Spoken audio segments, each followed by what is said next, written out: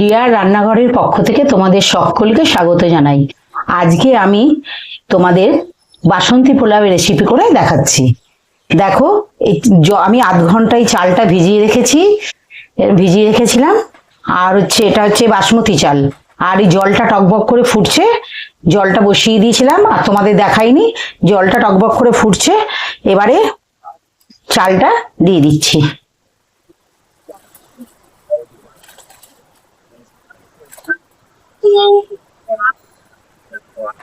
এরপরে নুন দিয়ে দিলাম, পরিমাণ মতো নুন দিয়ে দিচ্ছি।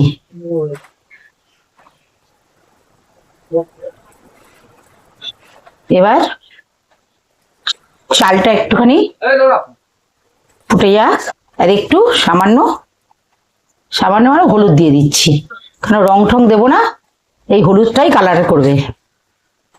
এবার ঢেকে দিচ্ছি।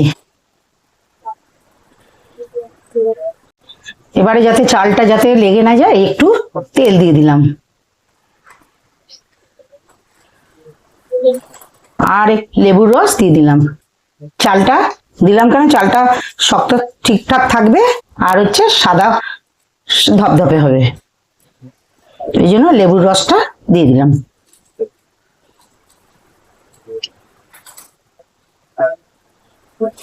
এবার রাইসটা হয়ে যাক, তারপর দেখাবো।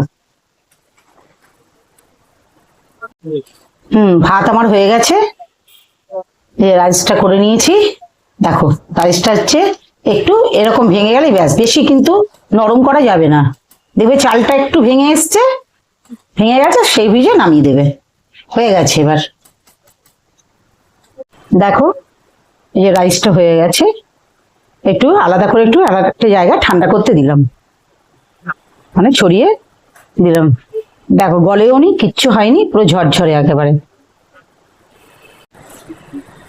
এবার পোলাওটা শুরু করছি।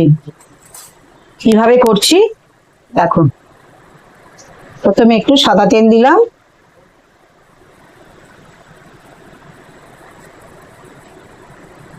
আর ঘি দিচ্ছি, ঘি দিয়ে দিলাম।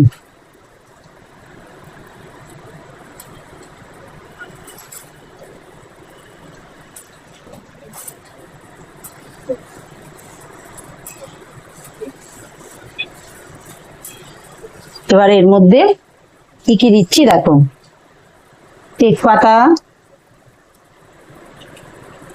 তেজপাতা দিচ্ছি, এখানে গোটা এলাচ, দারচিনি, লবঙ্গ আছে, আর এখানে দিচ্ছি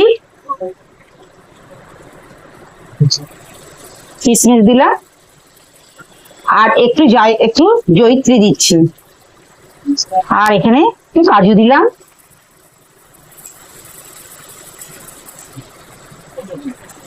আর একটু আদা কুচিয়ে দিয়েছি।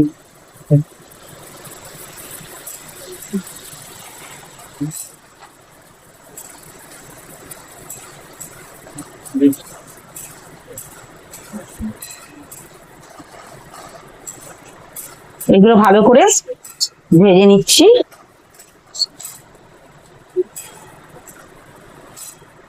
আর এখানে একটু লঙ্কা দিতেও পারো, নাও দিতে পারো, আমি একটু সামান্য লঙ্কা দিচ্ছি,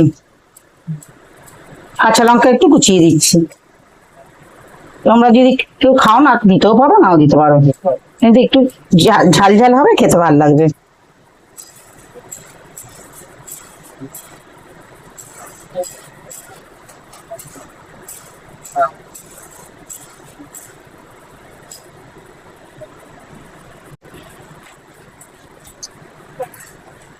এবার এর মধ্যে রাইসটা দিয়ে দিচ্ছি।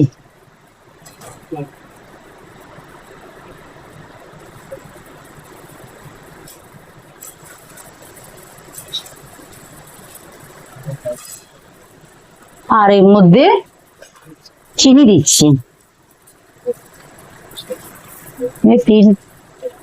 পরিমাণ মতো চিনিটা দিয়ে দেবে, যেন মিষ্টি খাবে সেরকম দেবে।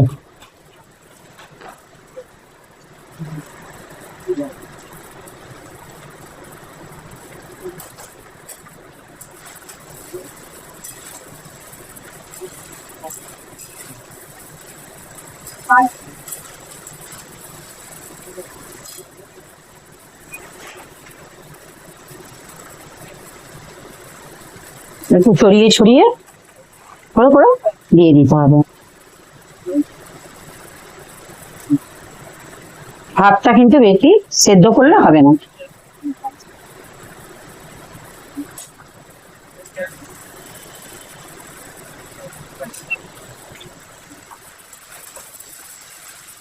ভালো করে নাড়াচাড়া করে করে চিনিটা গলবে তো, একটু নাড়াচাড়া করে নিতে হবে।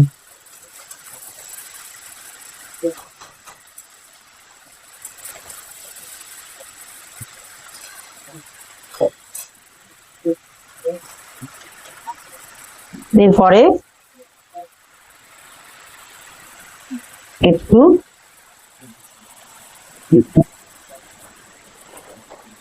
একটু জায়ফল ঘষে দিচ্ছি, একটু বেশি না, একটু জায়ফল ঘষে দিলাম। বেশি দিলে কিন্তু পুরো গন্ধে ছাড়বে, দিতেও পারো বা নাও দিতে পারো, কিন্তু জায়ফল অনেকে হয়তো পছন্দ করো না, তো নাও দিতে পারো।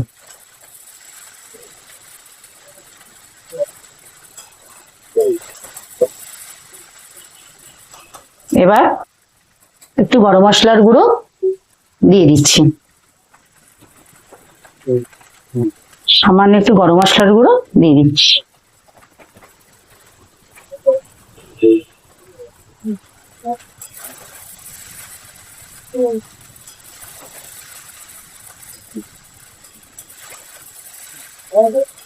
নামানোর আগে একটু ঘি উপর থেকে ছড়িয়ে দিলাম।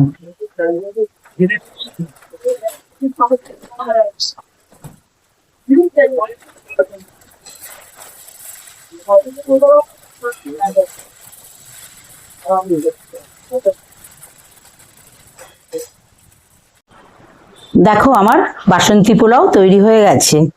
যদি রেসিপিটা তোমাদের ভালো লাগে, লাইক, শেয়ার, কমেন্ট, সাবস্ক্রাইব করতে ভুলো না। অতি সহজেই বাড়িতে বানিয়ে ফেলো, দেখবে আমার মতো পদ্ধতিতে বানাও, খুব সুন্দর ঝরঝরে হবে, দারুণ হবে। টাটা বন্ধুরা।